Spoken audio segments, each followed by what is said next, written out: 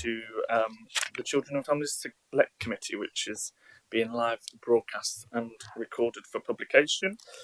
Item 1 is just change of membership. To note that Nigel Frith has been appointed to the committee as the representative of the Church of England in relation to education matters. Thank you and welcome. And to note that James has been appointed to the committee as a representative of the Roman Catholic Church in relation to education matters. So thank you to you as well. I'll get you the right way around eventually. Item 2 is to note the minutes. I move those. Second those. All those in favour of approving the minutes, please show.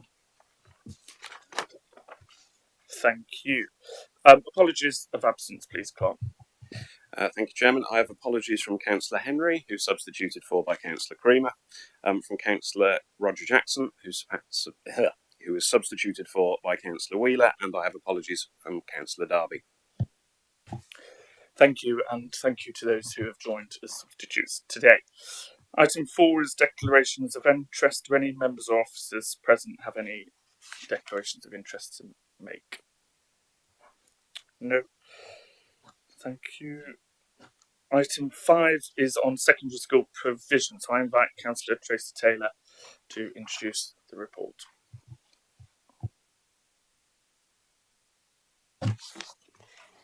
Thank you, Chair. Obviously, members have the papers before them. You have had a chance to read those through. Principally, they explain the mechanisms by which we calculate place need and then the process we go through to actually deliver that increased need. I don't think there's particularly more I can say at this point. It is just explaining what the paper at this stage is about.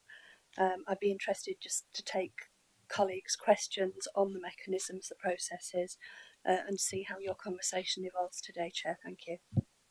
Thank you, Councillor Taylor. I'll open the floor to any comments or questions. Councillor Callanan, please. Thank you. Page 15, the Nottinghamshire context. Obviously it's saying Nottinghamshire is proud of the quality of education provided by its diverse and high-performing system of schools, colleges and early years settings. Nottinghamshire is committed to ensuring its residents have access to good or outstanding local schools. Well, I would like to talk on behalf of Mansfield, the constituency that I represent. I'm not proud of the level of education that these secondary schools are providing in Mansfield. We have 5 in Mansfield. Brunt's rated inadequate overall in November 22. In 2017 it was regarded as good. What's gone wrong? Again, Samworth Academy requires improvement in 2022 and it's same as its 2019 inspection. Queen Elizabeth requires improvement. Manor Academy rated good in 2018. However, I'm not convinced if it was Ofsteded today, it would get the good regarding families that I've been supporting and what they've been feeding back to me. All Saints is rated as good. And again, in Mansfield, we have several primary schools that are rated as requires improvement. And I think this is pretty depressing for Mansfield. Where is the levelling up for Mansfield? I know there are teachers and staff working incredibly hard in all of these schools, but something is seriously going wrong. I want to know what support can be offered to ensure some of the most vulnerable and deprived children are receiving an excellent education, just what they deserve. Children are our responsibility and the future of our county. Somebody at some point has to bang on the door of Westminster, perhaps the leader of this council, our MP, Ben Bradley, who is the Member of Parliament for Mansfield, could start knocking on some doors to see if we could get some support. And I know we could say that, these schools are academy chains, but actually the money does come from the DFE. Maybe there's something that they could do about some of the things that are happening in Mansfield. Thank you, Councillor Callaghan. I'll pass over to Councillor Taylor. Thank you, Chair. I understand Councillor Callaghan's questioning. I'm slightly confused as to its place in this particular select committee. The paper before us is about secondary school place planning, which I take to be the process for securing an adequacy of places. The conversation that Councillor Callaghan seems to be having this morning is about the quality of education. So, with respect, Chair, I'll look to you to give me a clue about how you would actually like us to approach this debate in this context. Chairman, point of order. If you're going to put in the report about percentages of schools that have got a high quality education and put in the context that we have high quality education, as a committee member, you're allowed to ask questions on anything within this report. Therefore, Councillor Callaghan was within her rights under the Constitution to ask a question with regards to what is in this report.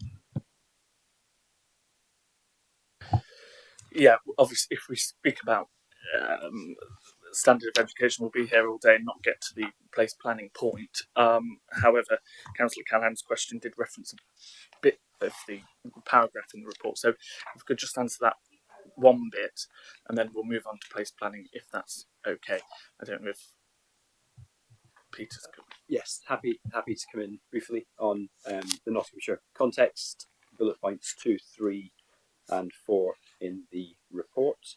The choice of schools and the standards of schools cited in the report, 79% good and outstanding in Nottinghamshire, is in relation to secondary educational provision.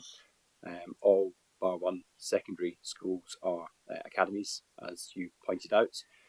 Nottinghamshire, for all schools, 89% of all schools are currently rated good and outstanding by Ofsted, which is in line with national and above East Midlands averages, so that's really positive.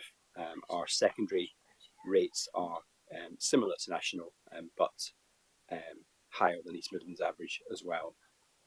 So in terms of where we benchmark ourselves as an authority, which is why this paragraph is in here, it's a positive place for Nottinghamshire. Thank you for that. Just on the specifics about Mansfield or other particular areas, that's something we can look to put on the work programme. You did reference earlier that all but one secondary schools in Nottinghamshire are academies, so the influence by this local authority is smaller there. But we can certainly go away and look at reviewing or what we can do about investigating the quality of education if that's something you wish to do. But I don't want to absorb all this meeting about and I agree with that, but we've got 3 councillors in here representing Mansfield, and I would like some support for Mansfield from them councillors as well, to say, actually, this is not good enough for Mansfield, because when you reference 79% being good, I would say the other percentage is Mansfield and it's not good. Thank you. Thank you. No, that's noted. Councillor Wheeler, please. Thank you, Chairman. First of all, just want to place and reckon my thanks on behalf of residents of Westbridge to the council for the amount of work they've done to ensure the rest of the school can be expanded. It's a lot of money. Over £30 million has gone into that in addressing part of the problem we have in Rushcliffe, and also want to place on record the thanks to the Rushcliffe School head teacher and the trust, because I meet with them regularly, and they were more happy to bend over backwards to make sure we got in place to obviously get the expansion approved and to do their bit to go over pan to meet the needs of local children. So I'm sure officers will agree they've done a lot of work there, and we want to place thanks for that.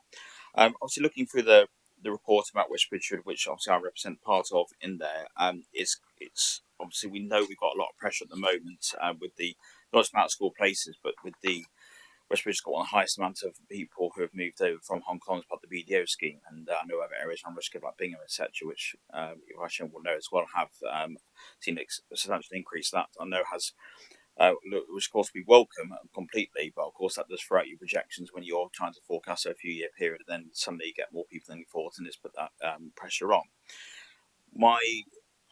The two sort of questions really. Well, the first one is around the fact that we've obviously had the government have recognised the fact we need another school around Westbridge, and obviously have opened the process for trust to apply. No one came back to with expression of interest, which is quite surprising, I think, when I first saw that. So I really welcome a chance of a meeting, perhaps with all Westbridge members and wider Rushcliffe, with obviously just to see how we go next on that stage, just to make sure that we work. I know it was the FE were putting that forward, just to make sure that we can make sure we put the correct information across to residents.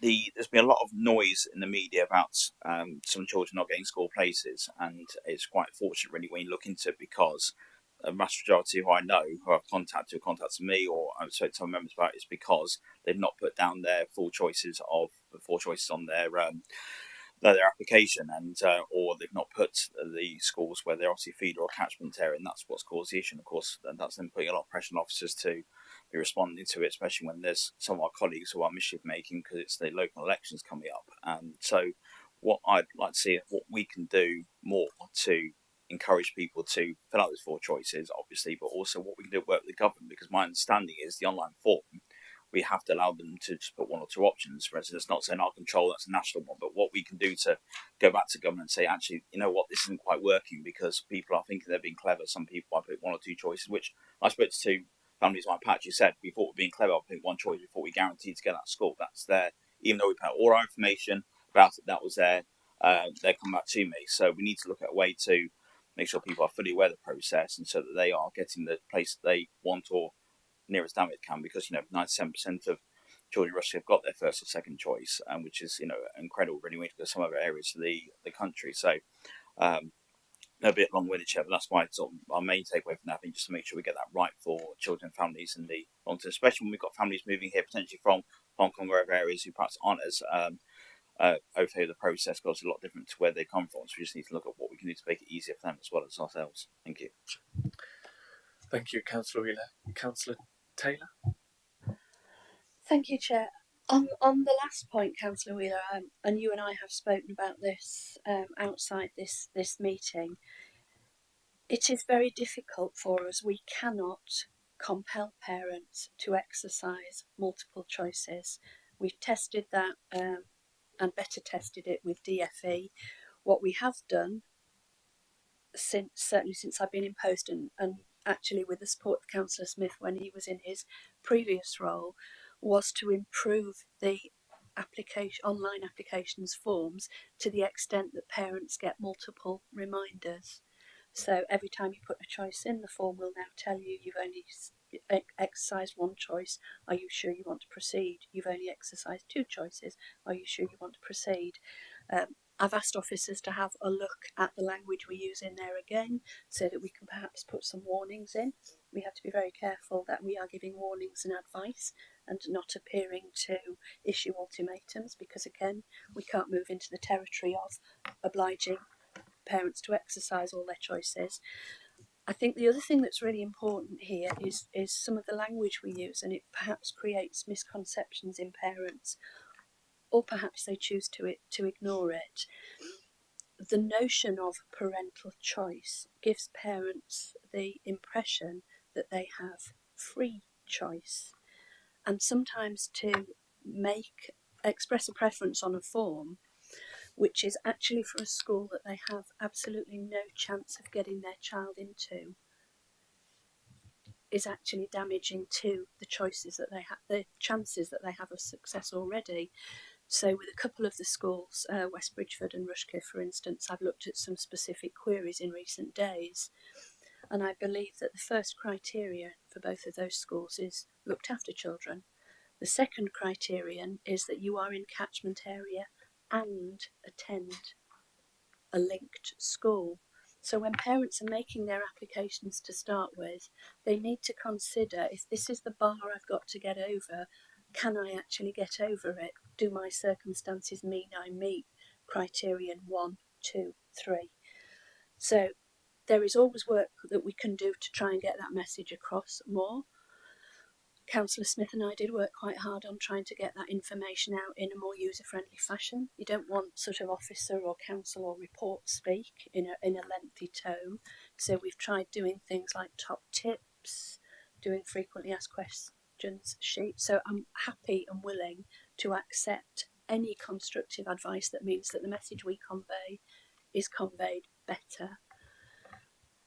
Beyond that, I'm not sure how we actually deal with human nature in the way that parents choose to actually embark upon the application process. So in answer to that element of your question, doing quite a lot, happy to do more, always willing to actually accept ideas and suggestions about what will resonate with the public, the residents, and in their applications processes. Thank you very much. Did that answer? Yeah, Joe, and I think it's just worth saying part of the thing was what more pressure we can put on the DFE and the national government as well about how to do that form, because I know the amount of work we do. I've seen the press, I've shared things on social media and speaking to schools, and they've made sure to put on their newsletters for all parents, etc. But like you say, it's still not getting through to some people, and of course we're the ones who get the brunt of it. Say we, the royal we, you and your officers, but and as well as obviously local members when it's raised. So it's just about everything else we can do and any support that the council can give this committee, which obviously I'm not a regular member on, but everything, and we can all work together to try to put that, to give that feedback back to the central government to say how they can change that form if they can. I know we can't, so that's part of it. But thank you for the answer. Thank you, Councillor. One of the recommendations following this discussion could be that the department share with committee members, I've seen it through different roles, but the information we publish on Facebook or to parents, and then any feedback can be given on email. I've got a list. Councillor Lee, please. Well, I'm a representative of Boulderton Division that is, in my opinion, is one of the most diverse areas I've got. From Newark Town Council, I've got Boulderton, that's a large town, and I've even got villages that butt up to my good friend Francis Prodgam Horham's area over in Grantham and Lincolnshire. My area, I will have some children that will go to schools in Grantham, some schools that will go to school in Lincoln, but we have seen a massive change in our fortunes, especially over the past 10 years in Newark and Boulderton in particular. We have seen from us probably having, opinion-wise, some of the worst schools in the county, from the point where everybody used to frantically try and get the kids into Grantham and Lincoln schools, to now, when you speak to parents and children where they are wanting to go to Newark schools. So let's give an example. What the new schools that we've had built and future new schools that will get built in my area. We've had Christchurch Primary School. It was classed as needing improvements. It's now moved to a new site. It is now classed as a good school, and that will be expanded in the future. And we are seeing loads of children wanting to go to that school. Newark Academy, yet again, a brand new secondary school that was built in replacement to another school, but yet again, another new school that was built. Subbers School, secondary school, another brand new school built in Fernwood in my area. Fernwood Christ School, Fernwood Christchurch, that's another primary school that was built in Fernwood. That will at some point be expanded with another primary school allocated in Fernwood. Orchard Special School in your patch, but as you know, it butts onto my boundary, and I take full credit for that.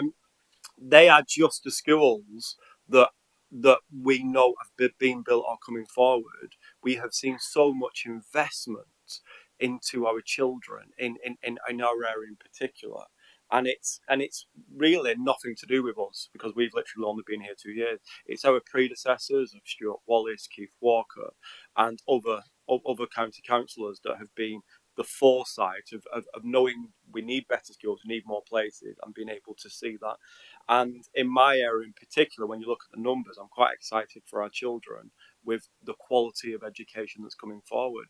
I was lucky enough to go over to Subbers School quite recently, and they're looking at becoming an art specialist school.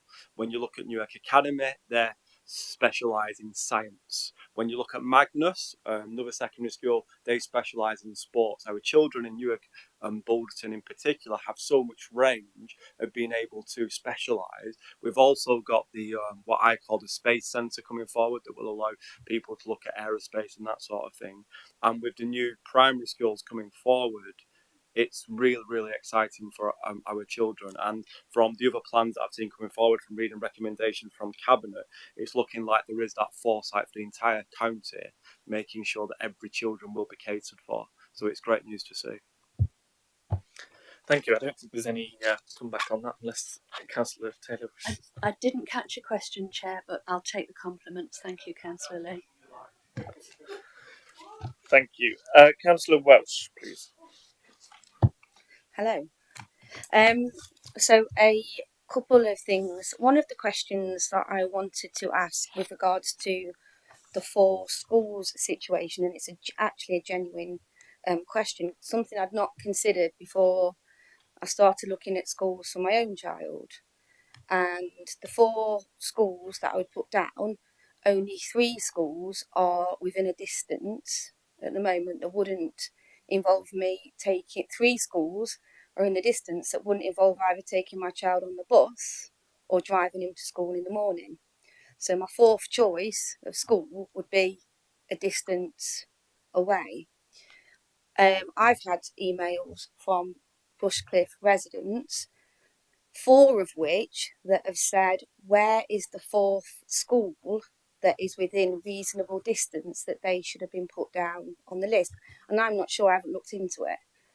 So when we talk about putting 4 schools on the list, how many times and how many areas is that 4th school going to involve a bus journey or a car journey? Because the other thing about this, as a working parent who's actually working more and more at the moment, when my son starts school, he'll have to either go to a childminder or he'll have to go to a before school club in the morning. And if you've got a childminder, they work from a particular school. So again, you drive into that area at 7:30, 8 o'clock in the morning to then go into work. So my question, this is a absolute genuine question because it's come up for years.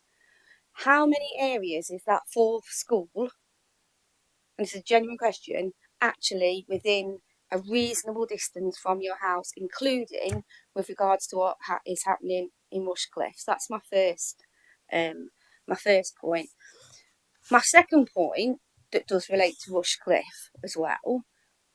We've known at this council that there is a problem and will be a problem in Rushcliffe schools for years. And I tell you when I first knew about it, when I was working for Vernon Coker, Member of Parliament, as his parliamentary advisor, and we looked at the data and saw that there was an issue in Gedling, in Colton in fact, which at first was denied by this county council, until we met with officers in this council and they showed us the data. And do you know what an senior officer of the council said to me, Vernon, in that meeting? They said, there's only one area in Nottinghamshire that's got a bigger problem than Gedling, and it is Rushcliffe. And that was in 2018. Now you look at this report and we talk about things aren't going to be ready till 2026, things aren't going to be ready until 2027. For me, there is an issue in Rushcliffe because you only have to look at this, which by the way is printed in black and white and looks a lot more stark when you print it in colour. So this is the Rushcliffe page and it's all in red. And that's not just an issue that's happened overnight. And I get what you're saying about putting 4 schools down. The other side to this as well, where we talk about parental choice, I'll tell you exactly who promotes parental choice around schools. It's the government. You go on any of their websites about looking for schools and choosing schools, and it says parental choice. So that's why people think that if they put a school down, that they're going to get it if they live in that area. And the other thing that I want to mention before I talk about get colloquial and talk about Arnold is the fact is housing development. There are some areas where housing development seems to be more attractive, and I know, and I don't know how we resolve this, but houses are sold on the fact is this is in the catchment area for the West Bridgford School, or this is in the catchment for the Rushcliffe School. And you will know, around West Bridgford and around there, we've seen a lot of house building. So again, it's about managing those expectations of the parents. They think they're going to buy this house. It's cost a lot of money, because they want their kid to go to, or child, should I say, to go to that school. And I know as a parent, I want nothing more than the absolute best for my child, as all parents really do. They want them to actually. I'm actually quite happy with my catchment school, so I'm hoping there won't be a problem with regards to when it comes to him. But not everybody is. And then we also have the element we've got here today is the faith element with regards to that, because my second choice school is actually a faith school. There's that element to it as well, which is about parental choice. That's why they're there.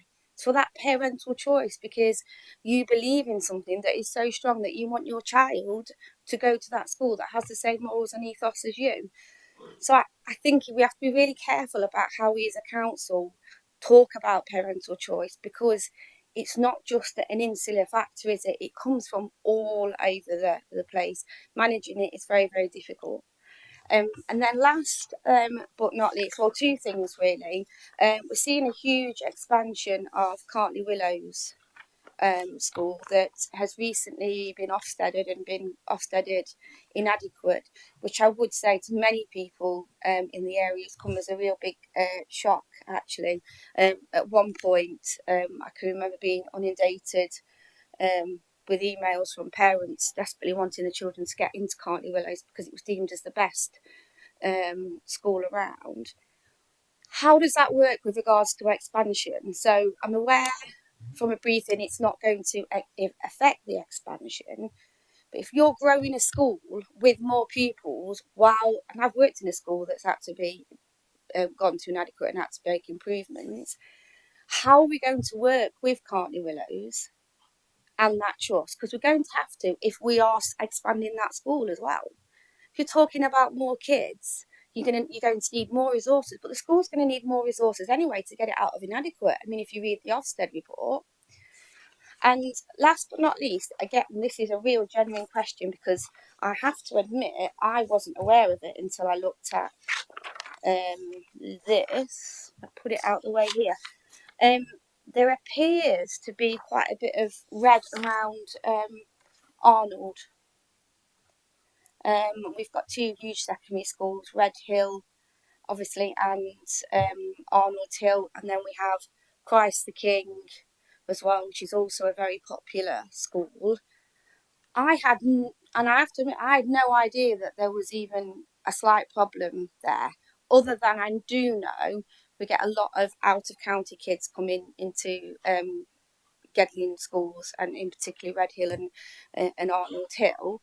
But I'd like to know what this situation here is in Arnold, and if I can't get a full briefing now, I would like to know in more detail what exactly is going on there, because this isn't something that I realised that was at the stage of this here. Thank you. Thank you, Councillor Welsh. There's a few questions in there. I don't know who's coming in first. Councillor Taylor. Yeah, thank you. I'll actually ask officers to respond in respect of things like the specific capacity issues. And I'll probably actually ask Peter also to comment over Carlton the Willows, because again, you will be aware that it is an academy, therefore it is outside the direct influence of this authority to actually lead on school improvements. That rests with the Regional Schools Commissioner, now the Regional Director. So I'll ask you to comment a little bit on process in a minute, Peter, and on the specifics.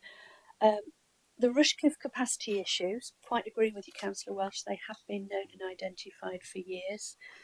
As you will appreciate, there are different parts to this debate, the one about planning for place and capacity, and the one about actually building. And I do not hold the property portfolio brief, so I would need to actually ask us to have another conversation or a wider conversation, because I think there's value in how our property colleagues work with the Children and Families Service to actually get from a need identified through process to actually building. Just going back to your very first comments, and you used your own personal experience, or soon to be personal experience. I think it's really important. I know we've referenced 4 choices, and in the context of this conversation about secondary places, we've been speaking of parents exercising all choices. I mean, in my own geography, for instance, there is no choice because there are not multiple secondary schools available. I live in a rural environment. All of the children in my environment will have to catch a bus aged 11 to go to secondary school. So the notion of catching a bus to go to secondary school is not of itself an issue.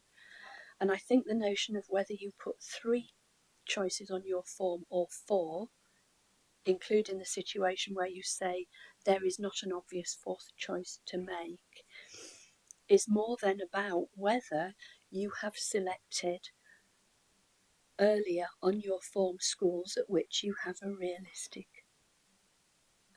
potential to secure a place for your child. If you were to just select schools at which you do not meet the eligibility criteria, then you must anticipate that choices 1 or 2 or 3 will all fall. So again, it comes back to parents making choices, parents being informed, advised and helped to make the selections high enough up on their forms that you won't need to be looking to choice 4, particularly if choice 4 school seems to you not at all to meet needs of your physical ability to get there. So it's not a question of a pure numbers game. The real question we should be asking is whether the choices that parents are making are actually within the eligibility criteria, whether the parents have a realistic chance of securing a place for a child at that school. And if you've done that, one of your choices, 1, 2 or 3 will have been met, and number 4 is academic irrelevant. So it's about making proper choices where you've a realistic chance of actually securing a place, and then the other questions really don't apply. But if I can just offer... Just 1 minute. Let's get the answers to the other questions, then we'll come back through that. Thank you. Chair, I come in with regards to because with respect to Councillor Welsh, I think Councillor Welsh was conflating fourth choices of primary school and the issue with secondary schools in Rushcliffe. Yeah. Sorry, Jim, just to clarify, even if I put 4, even if he was secondary school age, the 4th secondary school that I would be put down would be a city school where he would have to go on the bus to, or the other end, so it wouldn't be anything that's even a short bus journey. So my question is consistently about that fourth Let me answer school. the question with regards to the use of fourth preferences in Rushcliffe. Yeah. It's been well reported, I think, in the media, so I'm not going to break any confidentiality. Yeah, that there are 12 families that have been offered placements at a school, an alternative placement at school, some significant distance, reported between 10 and 12 miles transport. Yeah, and I think the suggestion was that those families wouldn't have had a choice to put a fourth local school, that was within a relatively reasonable distance, certainly closer than 10 to 12 miles. Actually, it's 11 families now because one of those families has got a offer at a outstanding local school, and there was a technical issue for one of those families. Of the 11 other families, not one of those families chose a local good school significantly closer to them than the school that they have now been offered an alternative place at. And some of that school for some of those families was also within their catchment area. So the answer to Councillor Welch is it depends where you live and how you exercise those preferences. But there are a number, I think, of those families, if they had exercised that by putting a third or a fourth choice, a third or fourth preference, falling into language myself now, apologies, a third or fourth preference of a good local school within the Rushcliffe area, in all likelihood, they would have been offered that place. Not exercising that preference, has left a vulnerability to schools filling up, and there are a significant number of schools that have filled up, their places at this point, between where they live, and the school that they've been offered, So exercising that preference, does gain, in my view, the likelihood of a offer, that would have been, I suspect, preferred to the alternative that we've had to offer, for those families, having not taken that exercise that preference of putting a fourth good school, indeed a school that is part of the same multi-academy trust, that was many of their first and second preferences. Thank you. Peter, do you want to come in on the Arnold point? Thank you, Chair. Yeah, of course. Regarding Arnold, I think it'd be really helpful to get into the detail of that in a separate briefing outside of the committee, if that's okay, because we want to unpick all the schools and the PANs and numbers in each year group and how they relate to one another. So I'll set that up outside of this for people placed planning colleagues, group manager, myself to meet and explore that in more detail. That's okay. So we'll take that as an action from today. There was a query about Carlton Le Willows and the issue around its change in Ofsted rating. I think that will have an impact on the school. It always does. Parental preference, coming back to, for in-year admissions as well as key stage transfers, plays a lot of significance in terms of the preferences that parents have. Often that is linked to Ofsted ratings or views and perceptions of schools. We know they change over time. It won't change the expansion, as the expansion is underway and well underway, due to be completed this year, adding I think 4 forms of entry additional into the school. That is a sufficiency that is needed to deliver our statutory responsibility, regardless of the particular school or academy it's in. It's a school who have had a challenging Ofsted that will lead to some difficulties for the school. Currently, there is a notice out around the brokerage of that academy, and that will transfer to a new multi-academy trust who will be responsible for rapid school improvement within that school and addressing the deficiencies that have been found through the Ofsted rating. I would expect that school will not remain inadequate for long following that rebrokering into a new academy.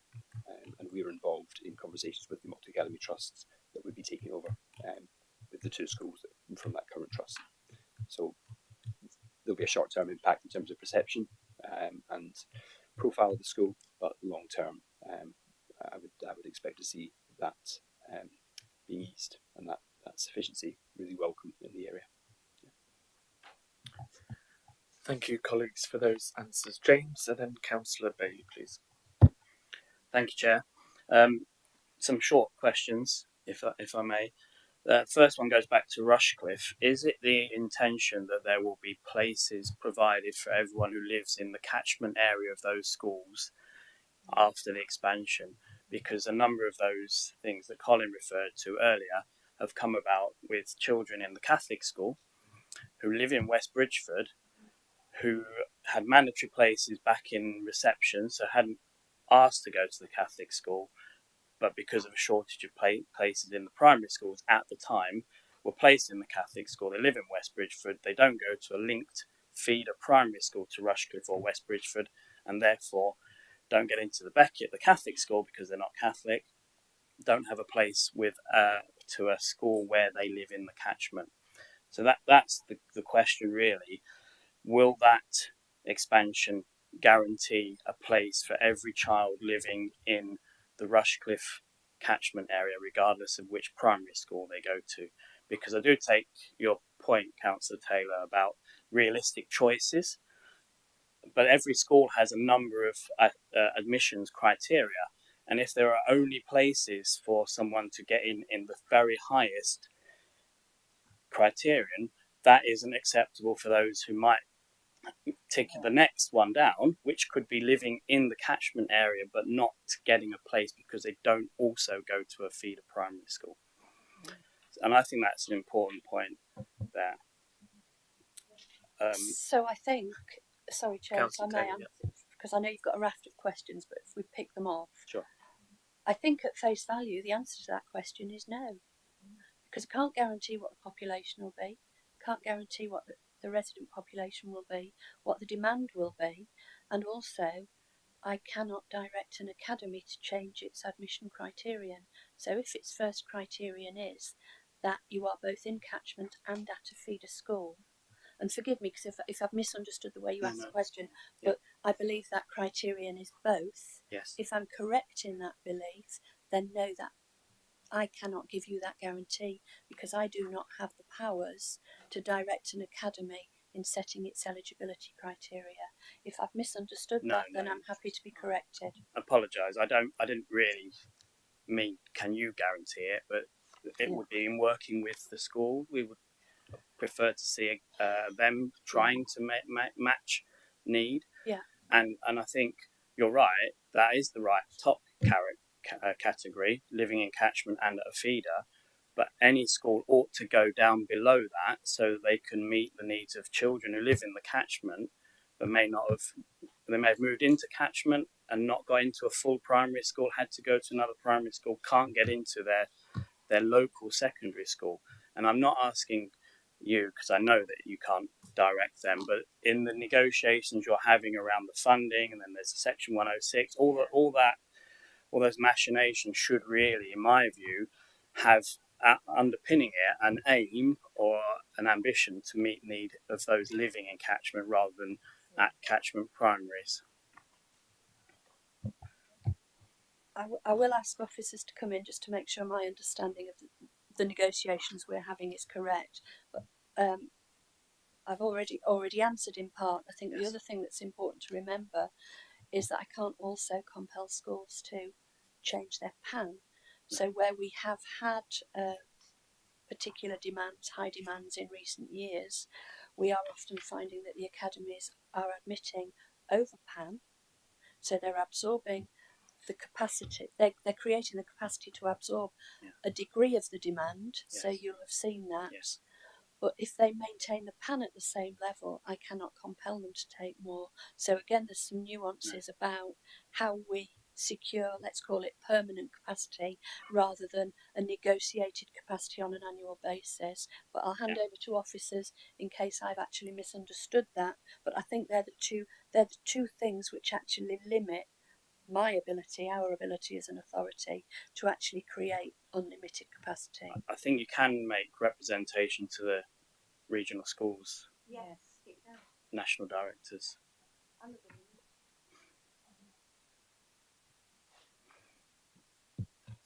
Yes, thank you. And I think James is correct. Yes, we can make representation, and we have made representation, as I think James knows. Yeah, and I certainly know that one multi-academy trust chief executive in West Bridgford knows too. But if I were to speak, and I was going to make the same point actually, so I won't repeat that. Yeah, it depends what your question is. Do you think we've got the capacity in PAN? The answer would be different than do you think we've got the capacity in space?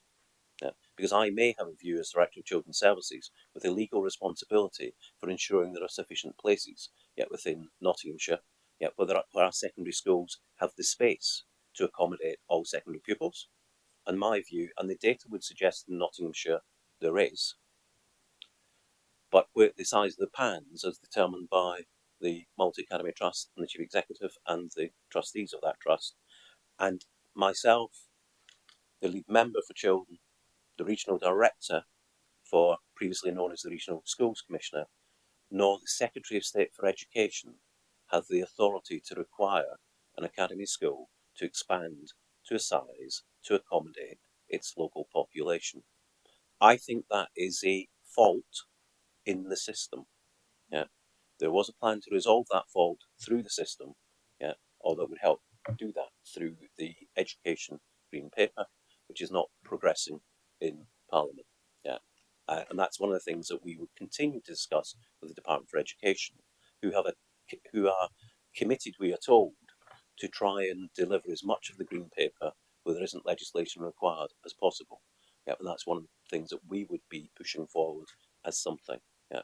So at one point, James, I would describe, we were having one of our hands from behind our backs untied with regards to pupil-placed planning. Yeah, but it's currently gone back to be tied to the other. Yeah, and I do think that the efforts of my colleagues, officers, members, across Nottinghamshire, that start with a position of having not enough places through being offered during that process and negotiate through using our relationships with our secondary academies, which is good and strengthening. It needs to be acknowledged in terms of ultimately National offer the percentage of young people who are offered the A preference, and indeed first preference.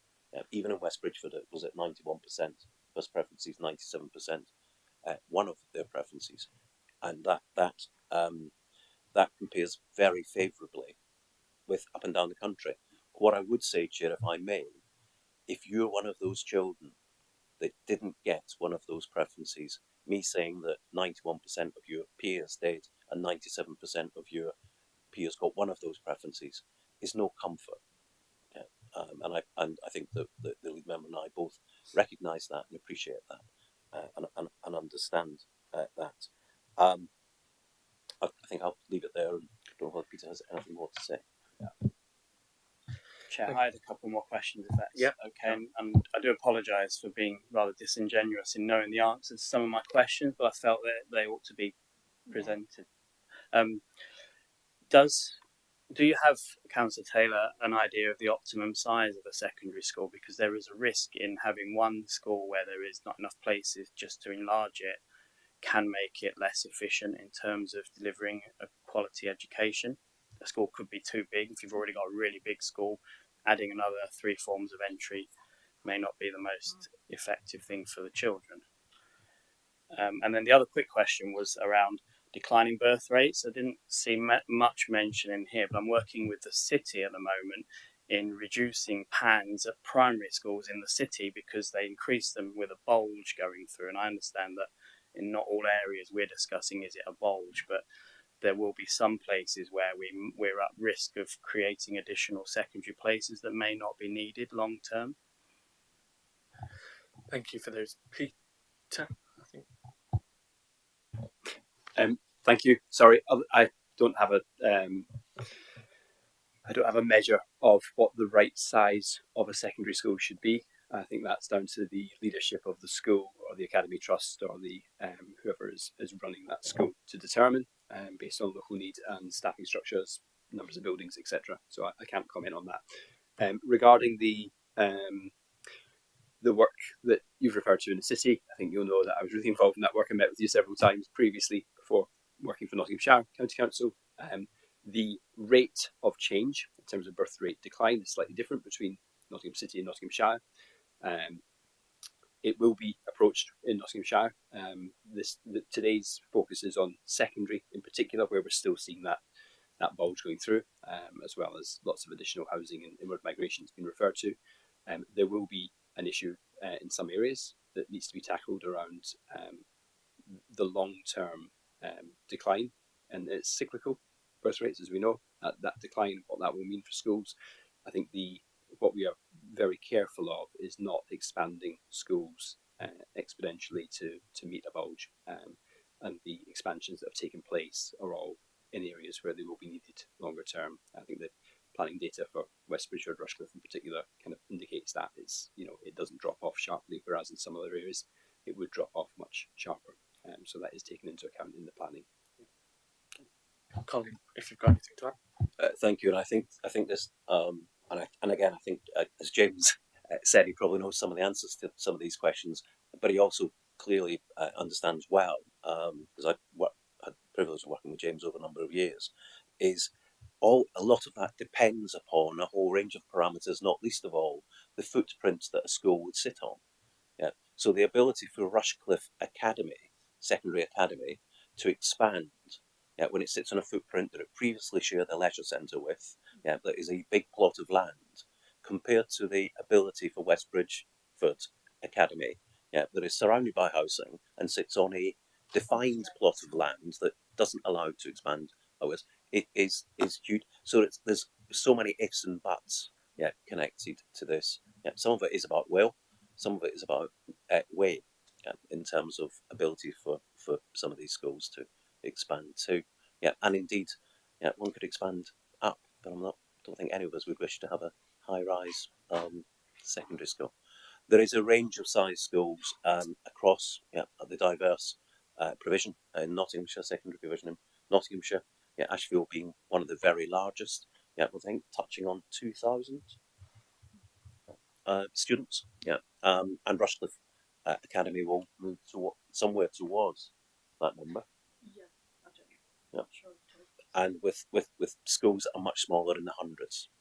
What we do know is birth rates, James, is really critical to this, but some of that is also about inward migration.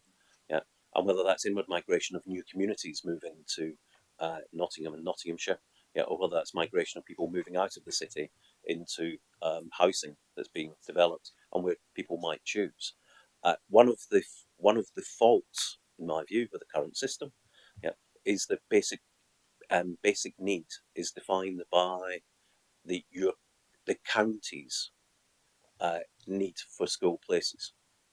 And Nottinghamshire, as a secondary basic need county, has enough secondary school places, but in the words of, I think it was Morecambe and Wise, not necessarily all in the right place.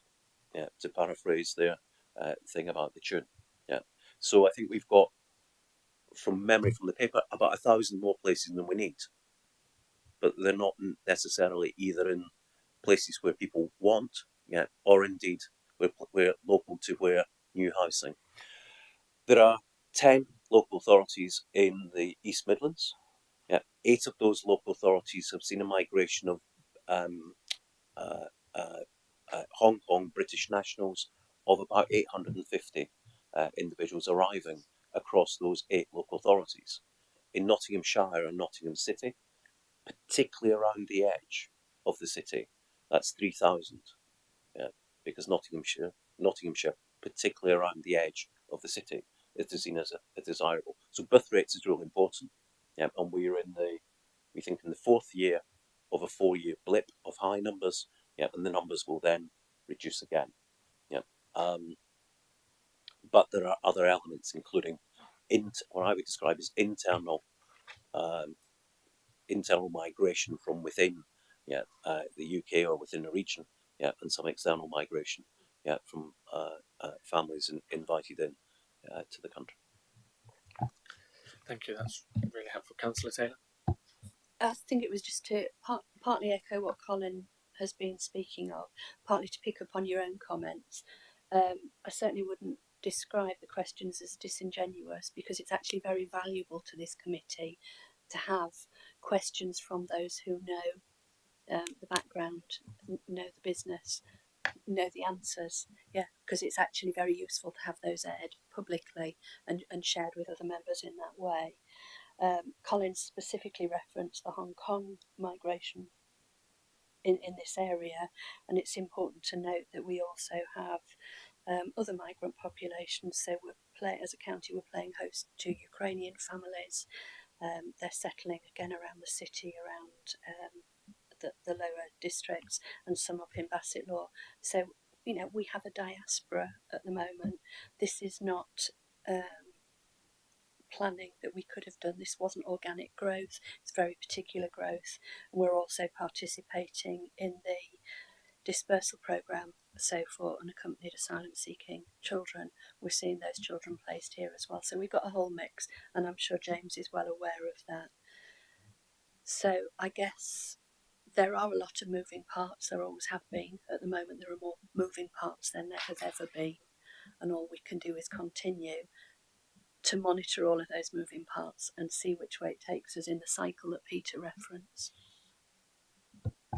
Thank you for those questions and answers. Councillor Bailey, then Councillor Creamer, please. Thank you very much, Mr. Chairman. I suppose I'm actually quite grateful for the fact that I'm coming after we've discussed for nearly an hour the actual difficulties of securing places for our children in Nottinghamshire, and how difficult it is actually to get the planning aspect reflected in the actual places in actual. I suppose then, in terms of the county council, the council actually announced an extra 300 extra places for Howard Academy Portland. So that's an extra 300 places. Of course, the deficit in the actual appendix shows 333. Now, obviously, that's still a deficit of 33 if this is including the actual appendix. If it's not, then we're still 333 short. So I suppose my question in the specifics is what work will be done in the future to actually address these shortfalls, and more generally, since we have spent an hour talking about how difficult it actually is to link the planning and the actual building, and how much collaboration is actually needed between ourselves, the academies, and actually the DFE, what work would you say the council can do to get ahead of this? And is there anything that, as a scrutiny committee, we can actually do to enable you to help that? Because it's all well and good for me to sit here and say, oh, well, win the red still.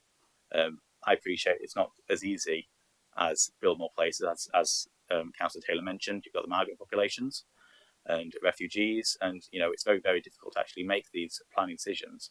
If there's anything that can be done to actually get ahead of this, is there anything we can do to assist you? Thank you, Mr. Chairman. Thank you, Councillor Bailey, for those good questions. Councillor Taylor first, I think. I think the first thing is understanding the problem, so grateful for that in terms of members taking the time to actually consider this. Some of it, for those of you who are in district areas as well, is to understand the planning and the implications. And although it's not a secondary place issue, I know that within your area you've had a very difficult situation where the perceptions are that because a planning permission was granted at a certain point in time, the school would materialise at a certain point in time. And that's a repeated story around the county. So there is something about the timing with which a planning application is received and considered, and the feedback comes in based on planning projections at that time, then the time it takes for planning to be granted, and then the time it takes for a developer to build out. And in the meantime, the world has moved through that birth rate cycle and that population growth cycle. So a lot of what you can do as members is to understand, again, the moving parts, and to understand that a snapshot today does not hold forever. Old photographs fade and circumstances change. I suppose I'll leave it to you as a scrutiny committee to consider what you might ask of us in order to best plan better, if you think we're not planning as well as we can. But again, I come back in part to extending this conversation to our colleagues in property, so within the place portfolio, in order to understand how we do actually affect some of the build outs. I don't know if officers want to come in there at all. I think Karen or Peter to come in on the workshop numbers specifically. The paragraph 19, page 19, says that by 2024 we expect another 300 places. But if you look at the appendix, that the deficit is 333 in that year. Are those figures taking into account the expansion project? Yes or no, really? And if it does, what are you doing about the other 33? I will ask Karen to come in with the detail, if I may, Chair. Yeah. But it would be remiss of me, as Director of Children's Services and with the responsibility of as I've described earlier, not to recognise for the Waxhaw area something that I'm trying to remember which colleague it was, which member it was. It was Councillor Lee, recognising that the two secondary schools in Newark would not have been many parents' choice, preference, or anything else a few years ago. It would be really remiss of me not to mention that the two secondary schools in Worksop a few years ago, when led by the local authority, were not the choice of many parents in Worksop. They are now two of the very highest performing schools, secondary schools within Nottinghamshire, and the Outwood Grange Academy Trust that has led that improvement and that transformation, both of the outcomes for children that attend those schools, but also the community's perception of those schools should not go without recognition in my view, nor the hopes that we have that as the sponsor for Kirkby College, an academy that was found to be inadequate 4 years ago now, and the Outwood Grange have taken on responsibility for sponsoring that academy from September, that we won't see similar improvements in that community and the perception of that community of that school. I'll then pass to Karen for the technical detail. Thank you, Councillor Smith. You're correct. At the moment, those numbers don't quite match. There is ongoing work with Outwood Academy Trust to look at how many children can be accommodated on those sites. We've had conversations around whether there are any possibilities for adapting the curriculum a little bit to move children in. James brought up earlier the fact that the younger children numbers are decreasing kind of at very early years level at the moment. So we're being really mindful of where do we need at secondary to expand to take what is currently a bulge of children going through, and where does that expansion need to be permanently fixed at, and where is there a need perhaps for temporary accommodation. And you may know that there is a plan for temporary accommodation this year at the Outward Portland in order to manage the number of year sevens that were living locally that we needed to try and find places for. So it's a mixed plan of how do we meet the needs at the time of the numbers there. Do you want to come back? Yeah, no, thank you for that. I was aware that there are plans for this coming September to actually increase capacity, and I am grateful that you just clarified that it wasn't included in the appendix. As I noticed in the actual report, it says it doesn't take into consideration if there's no planning permission granted, which I suspect is probably another barrier to. It's a very difficult one to get right. So I just thank you for that one. Thank you, colleagues. Councillor Creamer, then Councillor Wheeler, please. Thank you. Just get a bit parochial. Going back to the Carlton one, some of the questions have been asked and answered in some respects around the circle. But Carlton, which I represent, most Carlton West, actually is literally on the boundary of the city. I personally live 200 yards from the city boundary. The people in my estate actually go to Carlton Willows. Part of my patch goes to Netherfield, which all goes to Carlton Willows. And I think I don't think it's the right step. So it's nothing to do with us. It's an academy. We can show as a county council that we are extremely concerned about what's happening. The parents come to us as councillors and come to us as council, and they're concerned. So to just brush it off publicly, well, it's them, I think that's out of order. We should be showing our concern. I mean, just a question: did the cabinet member actually meet with the head teacher of that? Indeed, did they meet with the heads of Rushcliffe when they were having a crisis there? And what concerns me at the moment as well, particularly what's after just been said about the edge of Nottingham and the increase in numbers, which is why I stressed I'm literally on the edge of Nottingham and my patch is one of the patches. We're expecting the Carlton Willows to be expanded by September. Do we know that will be enough? Do we actually know it will be happening? Because it's an academy and we don't ask them, which is rubbish. Do we actually know that they will be ready? Is that still online? That will come in? And do we actually need to work out exactly how short we're going to be? Because I can actually turn around and say Carlton, and it's very nice that 90% of our schools are good. I can say only 50%. We've got two secondary schools, and one of them is actually having to change the trust. So that's 50%. To me, that is a crisis, and it's certainly a crisis for my residents. So I would like to know: is everything going as planned, as can be planned? Will those places be ready in September? And do we yet know who the new academy is going to be, for instance? And are we going to meet with them to actually stress our concerns of the previous academy? So it's a bit long-winded. You've answered some of the questions in some respects, but it's a real concern in Carlton. If you actually look at the figures in the page 28, from 2022 to 2023, there's nothing but red. And you've got said again, going back to the edge of Nottingham. So is there anything being done to actually test those figures at the moment or redefine them? Thank you.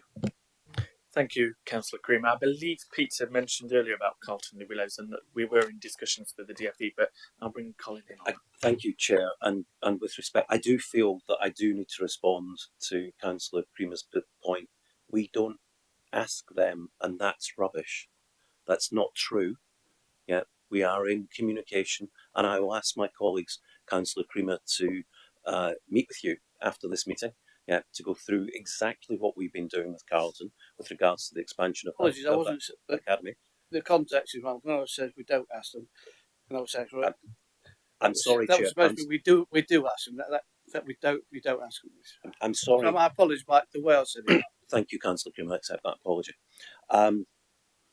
We are in constant communication, not only with multi-academy trusts as a group, but also as individual schools. And I spent 2 hours only 3 weeks ago with the regional director, going through their responsibility as the governing arrangement for academies, with regards to school expansion, and the our challenge to them, Councillor Cunningham, because you're absolutely right. You should expect officers to be meeting with regional directors and saying, there is a problem here, what are you doing with your multi-academy trusts through your head teacher board or elsewhere about meeting local children's needs. I won't go over the point around my hands and my back again, but it does speak to that. Peter will come in with regards to some dates around when stuff might be finished. I think we've answered the question: is does it having a judgment reduced affect the build? There's no plan to do that. It wouldn't affect the build, might affect people's perception of it. And the issue with regards to school places in the county for city children is that those children, as the demand grows, and if the space remains the same, will be those children that will be pushed back back into finding places in city schools. One of the most effective negotiations and engagement that we saw in Rushcliffe with both West Bridgford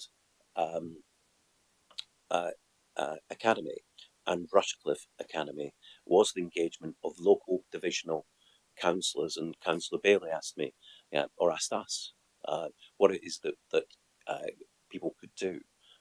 Is the Council of Wheelers, both Council of Wheelers, were heavily involved in having conversations. Several years ago, I think actually, Councillor Taylor, before your leadership, when Councillor Owen was the lead member for children, in engaging the governing body, of both West Bridgford and Rushcliffe, as was the local MP from memory.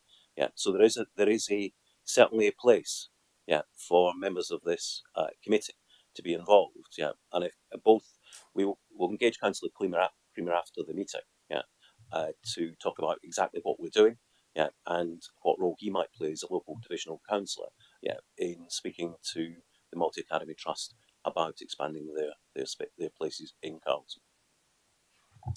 Thank you for that. Councillor Wheeler, please. Thank you, Chair. Let me come back. I had a few questions. I want to let everyone else have a chance to ask those. On my first point I made before, when I asked about a meeting about the Rushcliffe School, the spaces in West Bridgford particularly, and Rushcliffe. From listening to everyone else's conversation, my personal recommendation would be that actually as a committee we should look at, I'm not usually on it, at what's going to be done about the 400 spaces that are potentially needed in the future, because again, with the fact that the trust no trust has come up with that expression of interest, I think there is obviously that need there, and perhaps make an open forum like here where members probably can see that and take some of the silliness that's gone on in the press out of it, and it can actually be a proper grown-up conversation. Of course, I'd welcome being the chance to be able to participate in that. Is not a regular member of the committee. I'm sure my colleagues would as well across the West Bridgford and Rushcliffe area.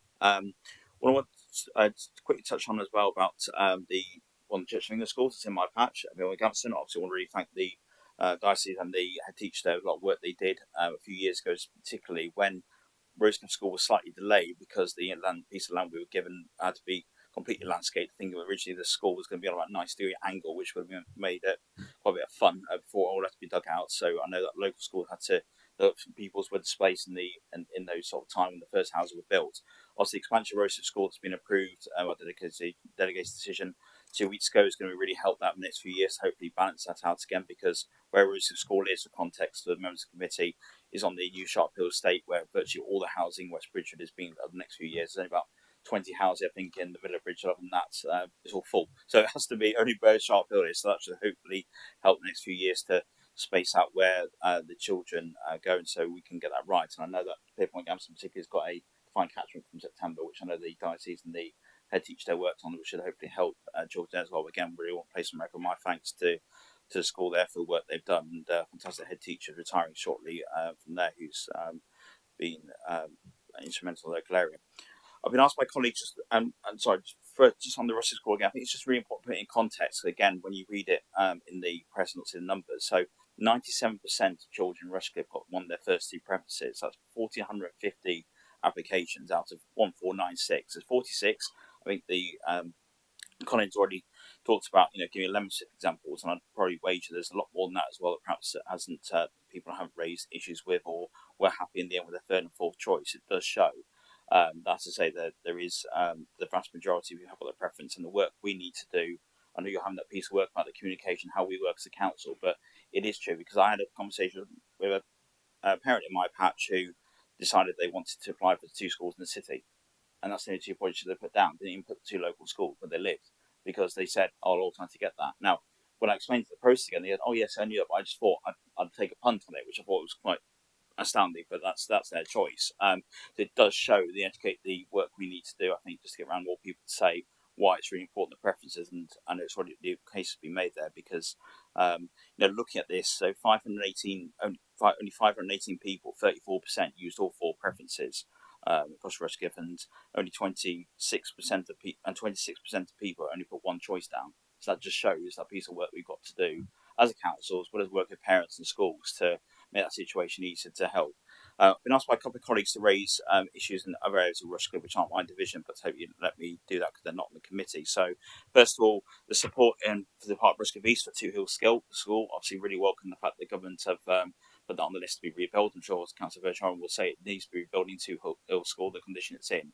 But the fact to ask for the extra bit to be when it's rebuilt to meet the expansion criteria makes a lot of sense, not just economically while you're rebuilding a school, you might as well put in the capacity you need for the future, but also the fact that it'll be less disruption to the children there. I've been asked by members to really raise their support for what the council has asked for that to take place. Also a question around East Leek, so read the paragraph 21 on page 19. Again, being asked by my colleagues over in who cover the East Leek Division to raise the question about the need. So obviously 2025, we're projected to have place pressure. Again, I know the projections can be slightly thrown out, and talk about the £7 million SIL money that's there. What plans are in place to meet that? Again, it says the gap in funding will need to be met by basic need. Again, I know the money's not, it's saying it's meet our basic needs, but budget depressed as it is. So what, as a council, we've got the plans in place to potentially look at 25-27 again, taking the lessons from Rushcliffe as well, which again was before Council time, obviously, but obviously it's important that we know we've got a few years when there's going to be a pressure. What we do that now to meet the need, to make sure we can get that reassurance to people moving in, because there's a lot of development going on in East Leek. The Farron development there is going to be 3,500 homes starting work shortly. So if we can have that sort of clarity to give out to residents over there, I'm sure it'll make things a lot easier all the way around. Thank you.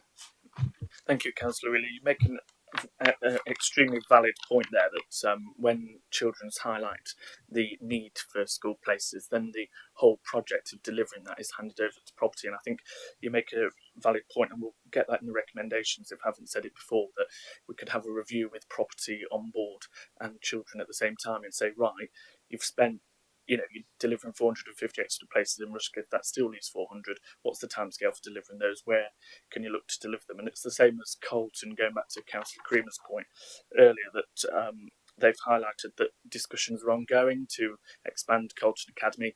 But again, the questions aren't for children to answer that then. It's over to property. How quickly can you bring that on board? What's the cost, etc.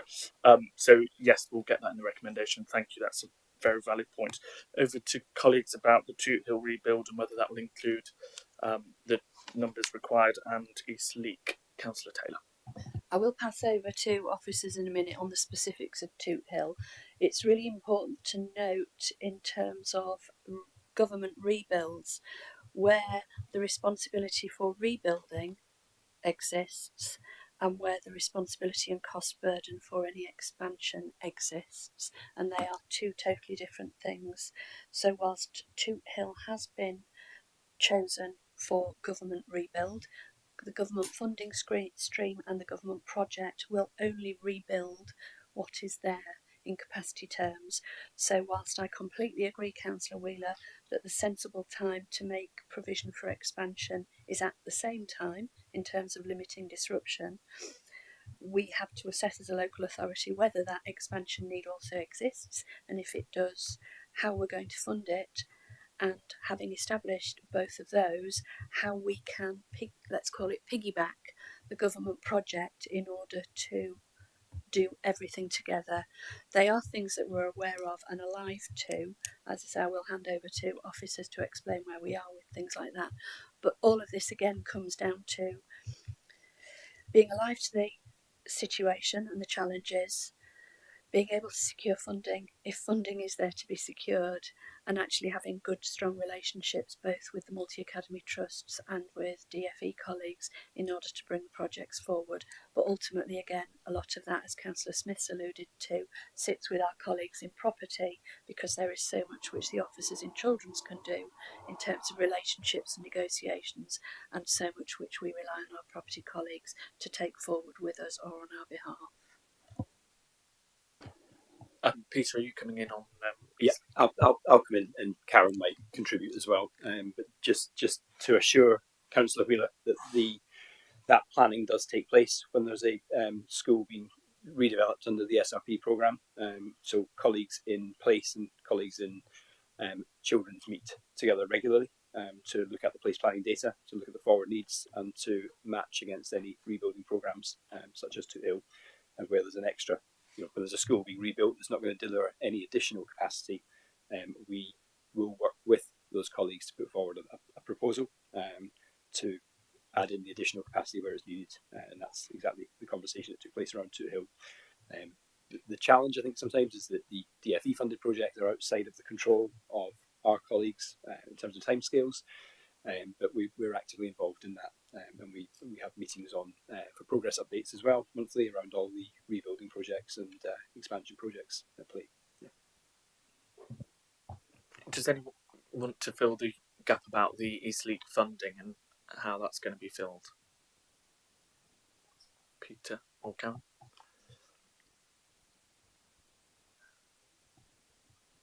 Peter. Thank you. Yeah, we'll have to come back on that one if that's okay, because it'll be linked into the greater Rushcliffe planning, but we'll come back. Thank you. Can that be shared with Councillor Wheeler and the whole committee? Thank you. Nigel Frith and then Councillor Turner, please. Thank you. And thank you for your invitation to join this committee. This is rich and fascinating. I want to offer two observations on the discussions this morning. My question behind both will be, is there scope for this committee to take either of these items forward? And if not, that's absolutely fine. The observations I'm making are based on my current role as Director of Education for the Diocese, but also my previous role where I was a secondary head teacher for just over 14 years. Observation number one is the ways in which we fuel or perceive schools and how good they are. And to be honest, I think we have an over-reliance on Ofsted feedback. My views are that Ofsted frameworks come and go. They each come with their own specific agendas. Secondly, we can see clearly that there is an agenda. This is not a political comment, but there's a clear agenda that the number of outstanding Ofsted outcomes is being downgraded dramatically, so that outstanding outcomes are going to be extremely rare moving forward. You almost never hear of them under the current framework and Ofsted regime. There are a number of concerns about the ways in which some Ofsted inspections are conducted. Others are very good. And at least one of the schools referred to this morning has a very serious and lengthy complaint into Ofsted about the way in which an inspection was conducted. That immediately questions the value of the outcome. Now, the problem is perception is king, and we have communities who are putting a lot of store on Ofsted outcomes. My question to the committee is there a further piece of work to be done where we could work on how we guide parents' perceptions of schools beyond Ofsted outcomes? And I'll leave that question for the committee to consider. My second observation is this: the whole question of engagement with multi-academy trusts. You're absolutely right.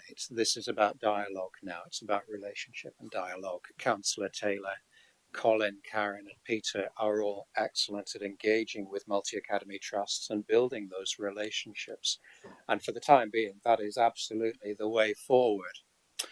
Now, if it's of value, there are 5 multi-academy trusts linked to our diocese, and we have proactively and strategically formed a partnership of 5 trusts and the diocese. It's called the Salt and Light Partnership, and it exists to consider the needs of children in the schools that we have a direct influence over. My question, I suppose, is there a value for future strategy based on the principles of this partnership, whereby we are bringing the heads of these different trusts together? Is there collaborative strategic work going on to look at projections, to look at the data we have available, to wonder how we meet the need? Because what I can guarantee for you today is the chief executives of those trusts and the head teachers of these schools do have the child absolutely at the centre. They do not want to be turning children away. They don't want to see families disappointed. So the questions are, what is leading them to say that they cannot take another child? As a head teacher, there were 3 key criteria that I was faced with regularly. One was the physical space that I had in the building. Could I actually accommodate more people? The second was staffing to meet the need and to run the curriculum that would be good and fruitful, not only for the children coming in, but those who were already in the school. And the third was the profile of need of the children coming in. We all know that a lot of young people today are deeply damaged and deeply bruised, and they bring their own challenges and difficulties. It's not their fault. Life has done that to them. But sometimes there needs to be a fair distribution of those needs so that schools have the capacity to meet those needs effectively. So those are my 2 observations, and in both cases it comes with the question, would the committee like further work on either of those 2 areas? Thanks very much. Thank you, Nigel, for those observations. There is an item at the end on work programmes, so I'm sure colleagues have listened intently to your suggestions and may wish to bring them up at that point. So thank you for that. Councillor Turner, Councillor Welsh, and then finally Councillor Lee, please. Page 26, the red figures for the Basel workshop. Very concerning. Do these figures include the 11,000 homes that are proposed to be being built in and around Basel over the similar period? Because I also understand that the SIL payments, the Community Investment Levy payments, are not being requested by Basel District Council.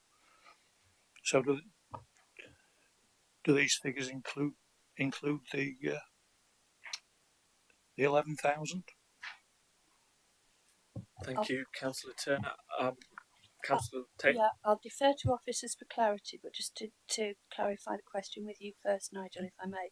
I'm assuming you're talking about the significant numbers that would come through the emerging local plan, as opposed to housing numbers that have been agreed already through grants of planning permission.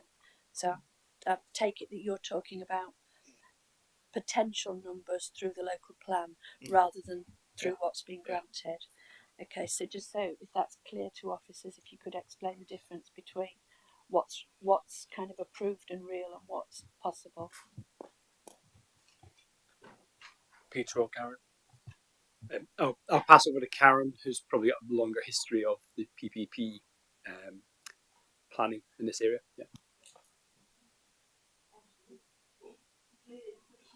Can you just put your mic on, Karen? That is now. Sorry, Councillor Smith. The planning projections won't include all of the housing that's being talked about within the plan, because you'll be aware that it can take very many years from things that are proposed in a council plan for them to happen. So it will only be the ones that have gone through planning permission that are definitely going ahead, that will have counted for the projections that you're seeing at the moment. So there is a potential for more in future years. And then just to come back, and I'll pick up on, I'll be slightly parochial because I know Bassett Law well also. Again, it's it's a shining example, Nigel, of how the planning system has so many different phases to it. So at the moment we're talking about an emerging local plan which has got huge numbers for housing growth in it, but actually none of the planning applications are in place, but it starts to build up a narrative for locals about what might be coming their way. So whether it means that we need new roads, new GP surgeries, new schools. And we've got a good example in Bassetlaw, not so much in your area, but say in Retford in Ordsall, where one of your colleagues was being particularly defensive of his community because it was all a bit waffy and up in the air, and the local plan was saying that a new school would be built, and some of it is around language, and there's nuances within the language. Yes, that many houses will generate a need for so many school places. Does it mean that the school will be built on that development? No, it doesn't necessarily. And I know you understand this full well, which is why it's kind of important that we actually talk about this stuff. So there's a difference between how many school places will a housing development generate and where might those school places be found within an existing area, or whether a new school might then be needed. And then as for the other comment that you made about SIL money, and you said that it's SIL is not being requested by Bassetlaw. I'm assuming that you didn't misspeak. You did mean that it was Bassetlaw that wasn't requesting it, as opposed to the county council isn't saying we will need. Yeah, you and I both know that that's kind of a question and a challenge for another place, because it is quite right and proper that when the mechanism exists to request money to meet infrastructure requirements, then the appropriate planning authority absolutely should be taking its responsibilities seriously and requesting that money from developers. And I'm completely behind you on that one. My officers will always say what the needs are. We rely on our district and borough planning partners to actually make sure that they secure that for us, so we can build the schools in the right places when they're needed. Thank you both for that. Councillor Welsh and then finally Councillor Lee. Yeah, it's just a point of clarity to go back. I'm sorry, Colin. You said something about PAN numbers. Did you say something about that if we had more kind of control and more clout with regards to PAN numbers, that would be beneficial? Is that what you said? Yeah, okay, I didn't quite catch that. I'm just going to mention PAN numbers because I think it's really important that we recognise this as a committee. When PAN numbers go up, class sizes go up. That's what happens, unless there's a huge shift. Am I right? Unless there's a huge shift in PAN numbers. So, for example, if year 7 PAN numbers go up, just for example, I've just messaged somebody, a deputy head of a school who deals with PAN numbers within Nottinghamshire. Okay, so if PAN numbers go up, say in Arnold Hill for year 7, that will mean that those form groups are not going to create another form tutor. They're not going to create another maths class. They're not going to create another English class. So therefore, the numbers in that classroom will go up from, say, 35 to 37 in that classroom. When you make PAN numbers go up, it doesn't necessarily mean there's going to be an extra class, does it? Colin, yeah. Through chair. That's just my first question. I just want a point of clarity on that. But I've got something more to say. Sorry. Okay, I'll give you a really quick point of clarity. Yeah, or lack of clarity. It depends. Yeah. So if the PAN numbers do go up, so let's say hypothetically there was a school that had a PAN of 210, but I know that every year for the last 5 years it's taken 280. Yeah. Its planned admission numbers is 210. It takes 280. In terms of our pupil place planning, yeah, we have to consider that it will take 210. So we offer 210 places. Then ultimately we know, hypothetically, that it might take 280.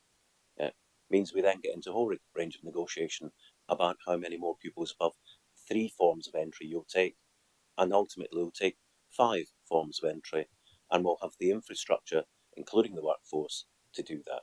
So it depends. If we're talking about increasing a PAN by 5, 10, 15, yeah, that may be as you suggest.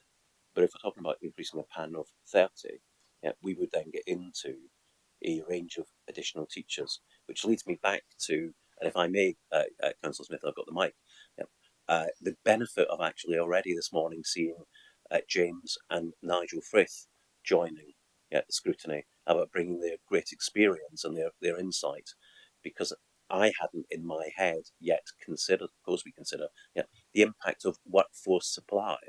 So we might have, taking Nigel's 3 elements as a head teacher, do I want to, can I meet those children's needs in terms of their profile? Which might include additional needs.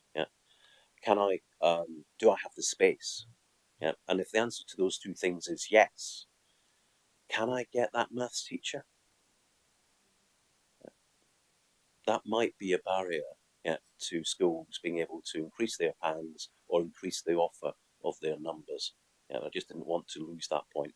But I'm conscious that Councillor Welch has the mic. Which was my point. Thank you, Colin. Apologies. There is an issue and certain subject areas, as you will be aware of in secondary schools, is a particular challenge at the moment. The other thing that I want to, before we consider our recommendations, there are a couple of points that I want to make. I'm going to go back to the fact that I was in a room with senior officers of this council in 2018 where they were talking about those issues in Rushcliffe and the issues in Gedling. Gedling's issues have been mainly, I think, mitigated by the expansion of what was Weldon, which is now the Carlton Academy, and now the Carlton New Willows, but there still seems to be that issue in Rushcliffe that was brought up in 2018. So one of the things I think we need to consider in our recommendations is that time frame that exists, and whether things do shift and change, whether we are how we are notified and how that is done with regards to members of this committee. In addition to this, I think it's remiss that we don't have someone from property here when we're talking about school place planning, when there is clearly property issues throughout this report. I think that's a failure on this committee's part, to be honest, because I think there's further questions that now are going to have to be further asked that could have been just answered in this committee. And my other thing is, sometimes I make points about things and I make them and people will say, well, why has she said that? Quite often that happens actually. But I'm going to say something a little bit about Gedling, and I'm going to say it from my experience of working in education and then my experience of working for a Member of Parliament in Gedling who looked significantly at school place planning over a number of years. I think we're going to have a further problem in Gedling, and I'll tell you what that further problem is going to be.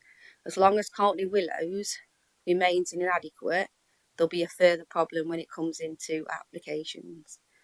Families, pretty much like the West Bridgeford School, and Councillor Sam Smith will know this, would move into that area so their kids could get into Cartley Willows. We had people that moved in 3 weeks after the application deadline across the road from Cartley Willows that said, but we've moved here to get into Cartley Willows and we can't get on. You're expanding places at what is now an inadequate school. Now, I'm not saying there aren't teachers and staff in that school that aren't working all out in that school, because I don't believe it. And similar to you, I don't think Ofsted always gets a clear vision on what schools are and what they're providing within those schools. But I think there's going to be a problem. I really do, and I don't think it's one that should be dismissed. I really think there needs to be a sit-down discussion with head teachers across all multi-academy trusts in Gedling, particularly with the trust that's going with Cartley Willows. And I know those discussions are already been put very specifically about those challenges, because honestly, people will not put down Cartley Willows and then we'll have a problem, and it will be bigger than Rushcliffe next year.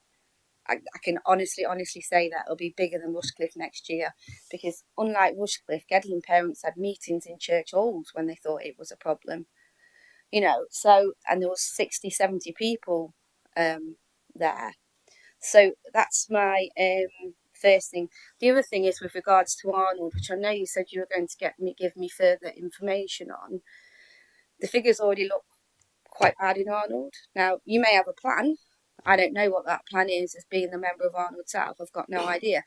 But I do know within the same catchment of the schools of my catchment schools area, there are 131 new houses being built down the road that are due to be finished in a few months' time.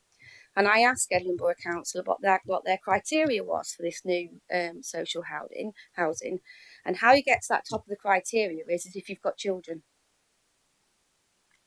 If you've got children, these are family houses, 3 bedrooms, 4 bedroom, 2 bedroomed houses, 131 houses. And here in Arnold, we're talking red already. So my two things with regards to the recommendations is, one, I think there is going to be a problem that I'll be happily proven wrong. I think there'll be a problem in Gedling further down the line again. And it might be this September, it might be next September. But I know people that have changed their choices with regards to secondary schools already that are in the Cartley Willows catchment. Two, I think we need to seriously look at what's going on in Arnold. And three, I would like to thank both of you for joining this committee. I think it has put a real different perspective on things.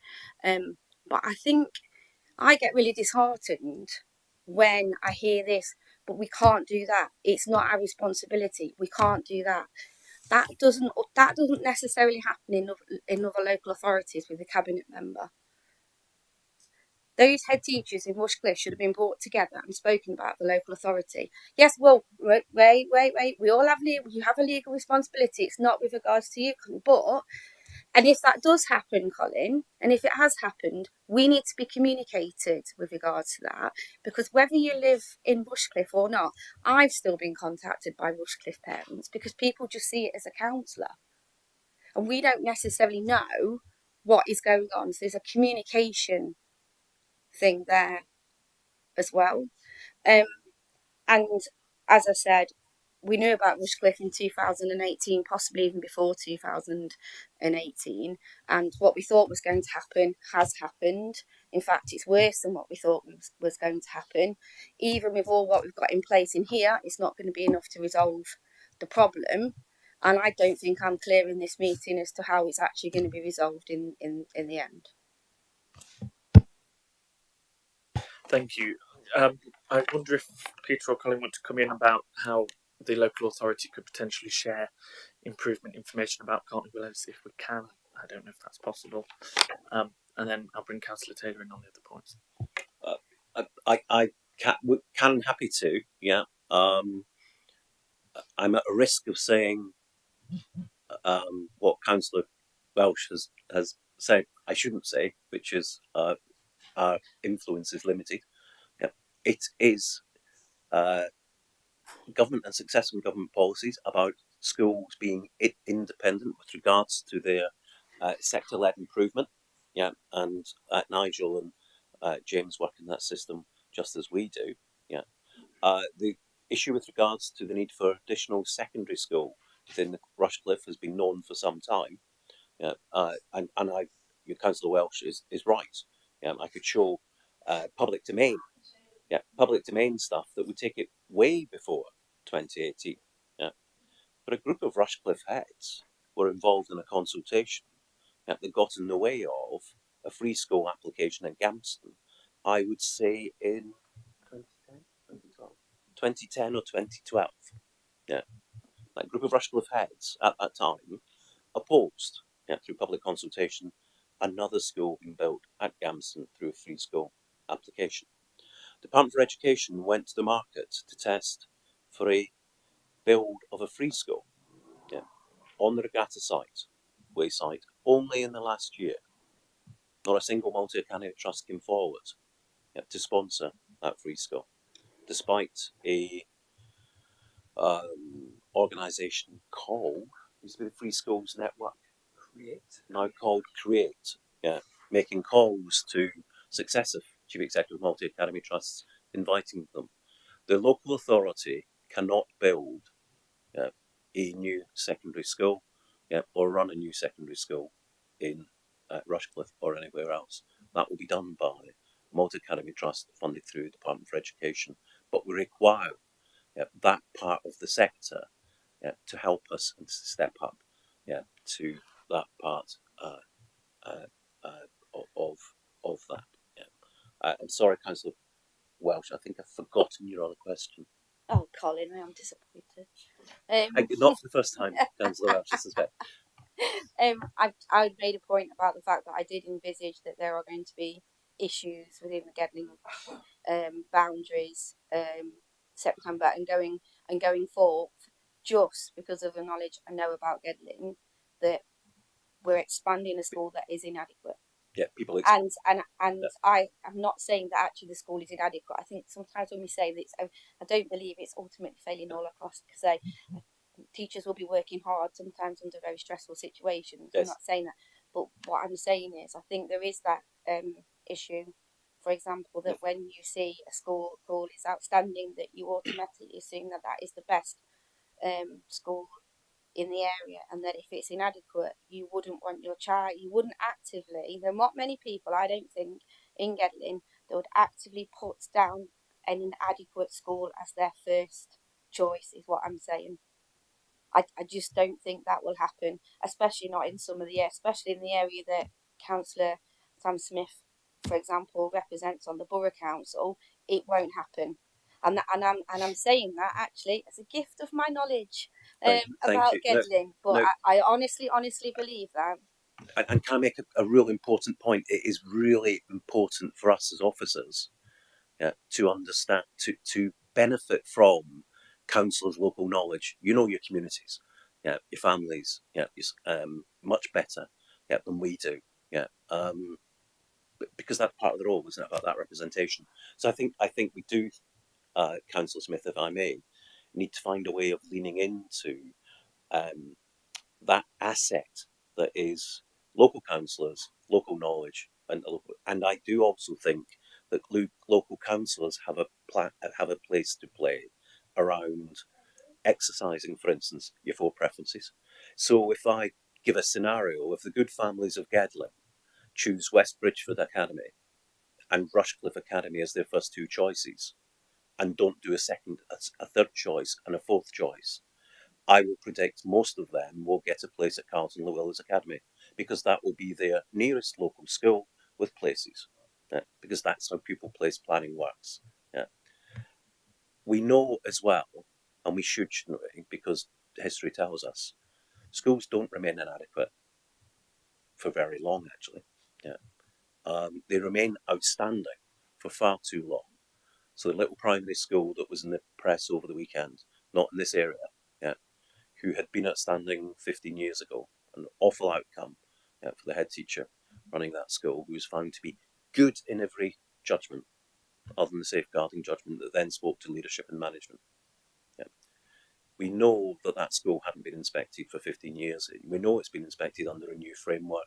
We know the vulnerabilities of that. I am sure that the regional director, working with her multi-academy trust leads for Carlton Llewellyn, will be as keen as anyone else in this room to drive up that school's performance over a very short period. And I take your point, Councillor Welsh, but it may be, what was the date that the expansion will be? September of this year. Yeah. So it may be by the time that we come back round to the next national offer day this time next March, Carlton Llewellyn, maybe already, in a different place, and certainly will be under different leadership. But I do think that I'm happy to start actually, with Gedling, but it does sound as if that we've got some work to do, as officers around working with local members to have that greater understanding. Thank you. If I may just come in on Gedling, just for members' information, particularly in Gedling, I've been involved as the district councillor with the MP Tom and the county councillor Mike Adams there. We've met with the trust chair many months now, leading up to Ofsted and since, and we have stressed to them that they need to feed back to primary schools and us as local members and the MP of what improvement measures are being taken, so we can get that out to parents as well. It's their responsibility to inform parents, but it's the wider community who are looking at going to that school in the future. So those discussions are ongoing.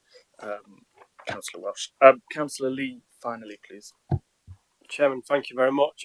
I've had a few messages this morning while we've been at the meeting from Barnby and the Willow. Now, I represent Barnby and the Willow at the district council level. Sadly, Debbie Darby, who represents them as a county council, isn't here today, so I've been asked a question on their behalf. And the question is from them. But Newcastle District Council had a 5-year land supply for gypsy and traveller sites. And we've just seen a traveller site come forward for 20 pitches just outside Barnby and the Willow that sits in Bolton, but it's right next to a village.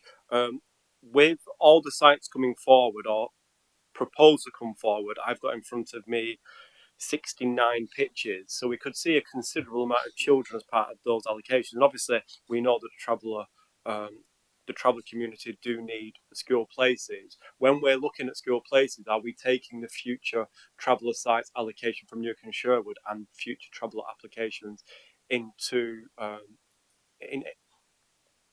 into account as we would when we know housing applications say are coming forward? And do we get an input into traveller sites as we would with a housing application? Say we would need so many school places coming forward, and that's from the residents of Barnby and the Willow. Very good question, Councillor Lee. Karen or Peter? Karen. Peter. Not that I'm. Oh dear, that was very loud. Sorry about that. Not that I'm aware of. It's not referenced in the projection formula that's used within Nottinghamshire. It's something that I'll take away and look at. Yeah. Unless Karen has any more intelligence on that. Thank you for offering to take that away. Councillor Taylor, then Colin. Thank you. I actually wanted to go back to Councillor Welsh's question because I did indicate and you attempted to ignore me and I'm not having that. So if Colin's answering this one, can we come back to Councillor Welsh's questions? Thank you. Thank you. I'll never ignore you again. Colin, did you have anything to add to Councillor Lee's point? Only that we will go away and look at the numbers, look at the figures. Yeah, and if it shouldn't be taken that if there isn't, if we're not doing that, that doesn't mean there isn't capacity to meet the needs of those children and young people moving into that community, if indeed they do move into that community. Come back to that if possible. Can I ask them to look at the numbers in Barnby and the Willow and Bolton with urgency? Because at the end of the day, these are already schools that we know representing them that are already stretched. So if you could look at that with urgency, just because I would hate for children to move to the area and not have places if it was an approved application. So thank you very much. Thank you. Councillor Taylor, back to Councillor Welsh's point, please. Thank you. There were several points that Councillor Welsh raised, some of which have been answered. I wanted to just pick up on, I mean, Colin's already referenced something about Carlton Willow's situation in terms of Ofsted. And I think it's quite important picking up on something Mr. Frith said earlier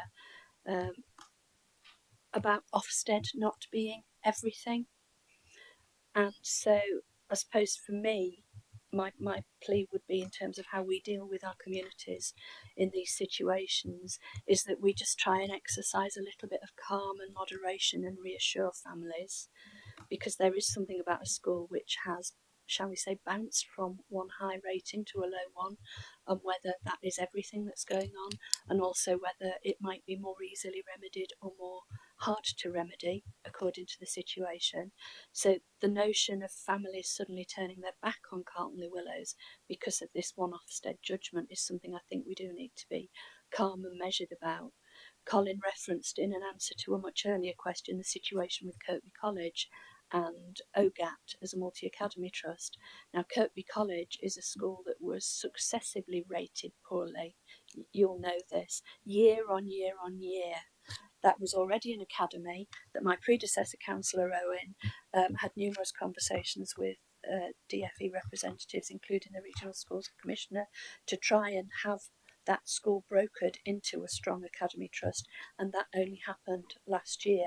So there's something about communities being served by schools that are being judged in a certain way, but calming the narrative about what's going on and not having parents think that the end of the world has come because of a single Ofsted judgment. That doesn't mean to say that there isn't a heck of a lot of work to be done, and that's what I expect my officers to be working on with those that can influence the leadership and the quality of teaching at that school. Then to pick up on a comment that you made, and you used the language "not our responsibility." And I would say to you, there's a huge difference between not our responsibility and within our powers. And I think that the responses that I've given and that officers have consistently given about a number of things today is there are things that are not within our powers to directly compel or directly influence. So I would not say to you, that's not our responsibility, because if I was to say that to you, then that's not doing what I might be able to do with what few levers I have. So there's a difference between responsibility and within our powers in the context that you've been debating today. But the final thing I wanted to pick up on, and I don't think anybody else answered it, Michelle, and I thought you made a very good point, and I wanted to ask the chair and committee to pick up on that, was something about the housing that's coming in, particularly social housing. So where there's a reasonably significant build that we can expect will probably generate a higher number of child residents. So it was to ask officers what scope there is to take this forward, because you will know that within any pupil place planning assessment, there's a standardised national matrix. 100 houses generates X number primary and Y number secondary, and that's the basis on which we calculate our basic needs funding, and that's the way every local authority in the country does it. But you make a very valid point, and I wouldn't want it to be missed, and it didn't seem to be taken anywhere else. There is something to be said, I believe, in us asking for a different type of assessment when we know that housing is of a certain a certain kind will generate a certain criteria that is likely to generate numbers which sit outside that standardised matrix. We've experienced it in a different way, and I've asked officers to challenge something about our Hong Kong migration, because we know that we've got exponentially larger numbers than any of the housing development would have ever been expected to see. So our 106 contributions will probably be inadequate in terms of the capacity of building we need, because the matrix simply isn't playing through in the way that would have been expected there. So I suppose my point was to acknowledge what is a very significant point I think Councillor Welsh has raised, and to ask you, Chairman, and the committee to consider whether there is anything that we might do in questioning or challenging some of the standardised matrix against what we're actually seeing in our communities. You can't have a totally discretionary matrix. I get that, but there is something about developing and improving social housing and a different demographic living there than simply applying a one size fits all. So that was what I wanted to come back and say thank you for. It's recorded, don't worry. Yeah. Cross your fingers, it might happen again. No, that is a very valid point, and I can see Martin writing quickly, so we'll try and get that in the recommendation somewhere. That obviously you're heavily reliant on districts telling us that, or local members pointing it out, but yes. Councillor Wheeler, finally, please. Thanks, Well, I think also one, if we always speak to district colleagues, is when planning applications from the detail to outline, where we're actually seeing more houses than we originally thought, like Sharp Hill in my patch, need 200 houses more after all the detail application done than what was in the outlines. Of course, that has the impact again on all the various projects. That's why Rooster Schools come forward quicker than it was. So if we're having a conversation about social housing, just about as soon as they might know, in as far as that's possible, whether there might be more houses there, to let us know so we can factor that into our planning. Yeah, that's a very valid point as well. We'll include that. Right, thank you, colleagues, for that detailed discussion over secondary school place planning. I'm going to hand over to Martin, who's got 2 pages of recommendations, so we'll see if he's captured everything. Thank you. In no particular order, because these did come out through the debate. So, firstly, that the report we noted. Secondly, that the members of the committee would like to welcome the new co-opted members to the Children and Family Select Committee.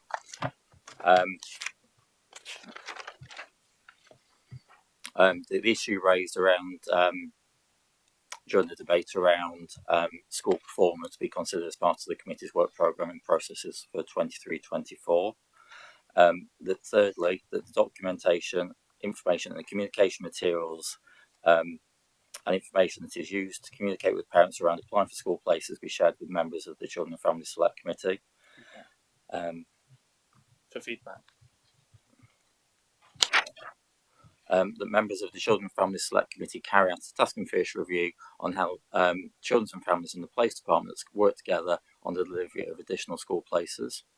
That a progress report on pupil place planning be brought to a future meeting of the Children and Families Committee with a focus and a date to be agreed between officers and the chairman. That the Cabinet Member for Children and Families, in consultation with officers, gives consideration to how local elected members can be most effectively involved and communicated with around the discussions with academies regarding the delivery of additional places and pupil place planning. That further information on the actions being carried out on the pressure for places in Eastleigh be circulated to members of the committee. And finally, and I'm just writing this one down, this probably isn't the best well worded, that further consideration be given to the issue of the criteria used on the assessment for the assessment matrix used when calculating the number of school places delivered by new housing developments, and obviously discussions with district councils about that, but that will be worded up better because I've only had like 30 seconds to think of that one. Thank you, Martin. Colleagues, does that incorporate everything you believe we debated? Super. I will move those recommendations then. Second.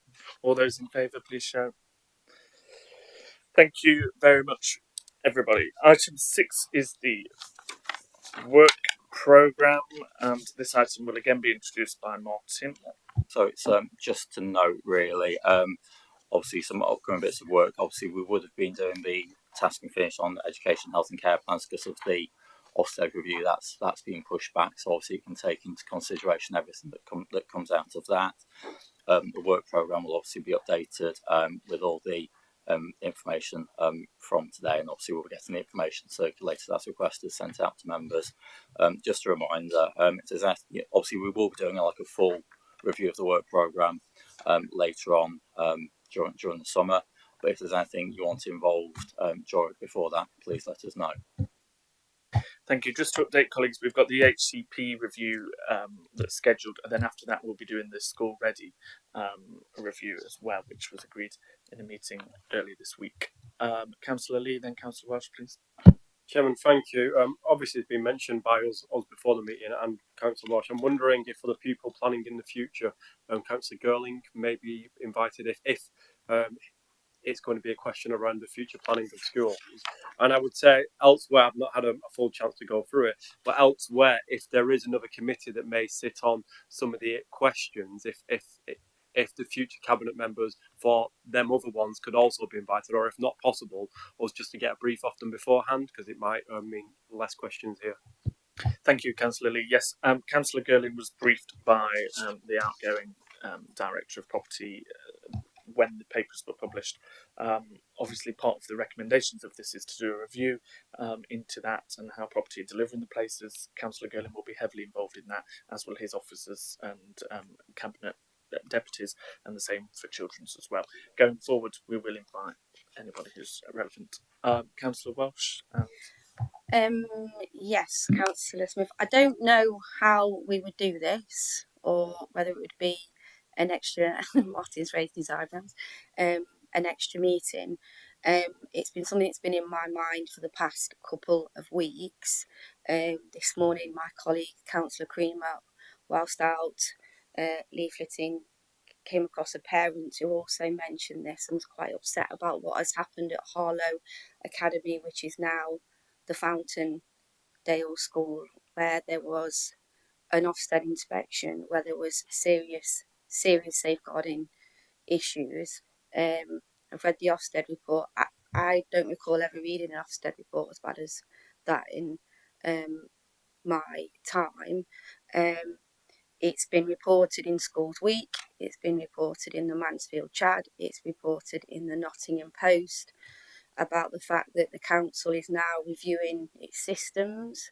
Parents have told Councillor Creamer. I've been contacted by 3 parents that say they have informed the local authority I wondered how I should deal with this, but what I've made a personal decision about being an elected member is to say something at this select committee to make you aware that I've been contacted by concerned parents. Obviously, in the review in the media, there is talking about an independent review that is taking place at this county council with regards to what happened, for how long we knew, who didn't know, how that process happened or how it didn't happen. What I do know is, also from working with schools on a national basis for quite some time as well, I've only ever heard of one where the school has been literally closed down there and then, and parents have been phoned to come and get their children. In the Ofsted report, it talks about disabled children being left hungry, being kept in all day, dirty nappies. The list goes on. It's pretty, and it's a really unpleasant read.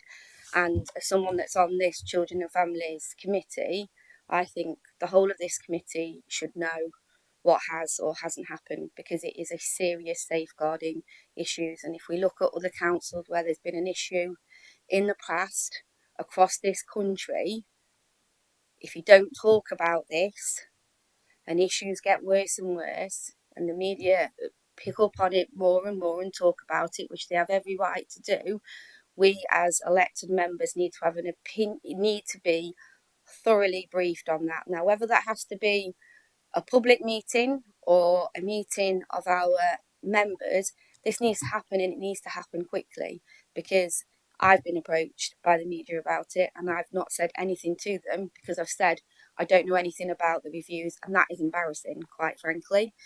I don't know who is leading on the review as such, or whether it's, well, I don't know. And I don't know if anybody else in this committee knows about it, but it's not a good situation for us to be in as a committee to not know the ins and outs of this.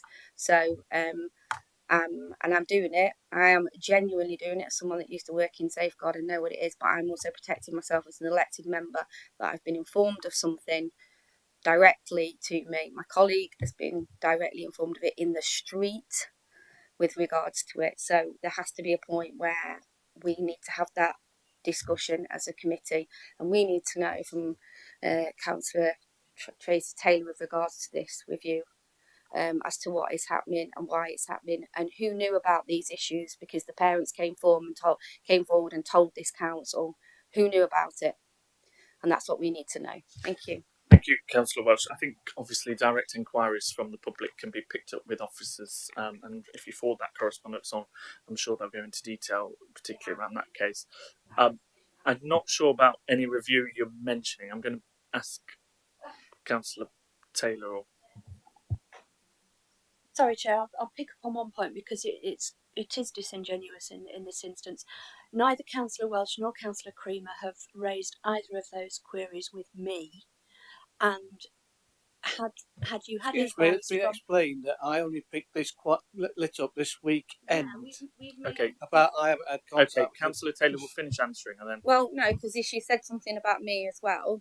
We have made this decision this morning because Councillor Creamer has spoken to me about a very distressing story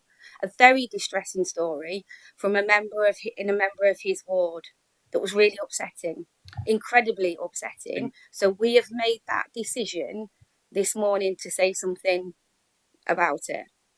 And actually, Councillor Sam Smith and Councillor, I did raise it in our briefing with Colin Pettigrew only this week as well. And I would say that's more of a relevant format to do so, and the correspondence can be communicated that way. But I'll bring Councillor Taylor back in then, Colin, sorry. Councillor Taylor. Not at all about the safeguarding, simply the manner of communicating the inquiry. Thank you. Chairman, point of order. Can we just have one conversation, please? The question's been asked. It's a very serious matter. Councillor Taylor will respond. I do not think this is the forum for this debate or discussion. Councillor Taylor, if you have anything to add, or we can pick this up through the communications that you've already highlighted that you're having directly with officers on this. Nothing to add, Chairman. Thank you. That's the end of that. Any further comments on the work programme? Thank you, Chair. It was just picking up some of the comments earlier about the link between school improvement of academy trusts and schools within those academy trusts, and obviously the officers don't have any direct influence over that. I wonder if it would be useful at a future meeting for there to be a paper or an item that explains exactly how that system works. I know quite intensively how it works. There is a lot of pressure put on by the DFE to an academy that is regarded as underperforming, but it would possibly have helped some of the conversations from this morning. Thank you, that's very helpful. Yes, we'll work to include that. Okay, the work programme has been moved and seconded. Can we take a vote on all those in favour, please? Thank you. Against? Abstentions? Are you voting, Councillor? Thank you. Okay, that's carried. Thank you, colleagues. Thank you very much.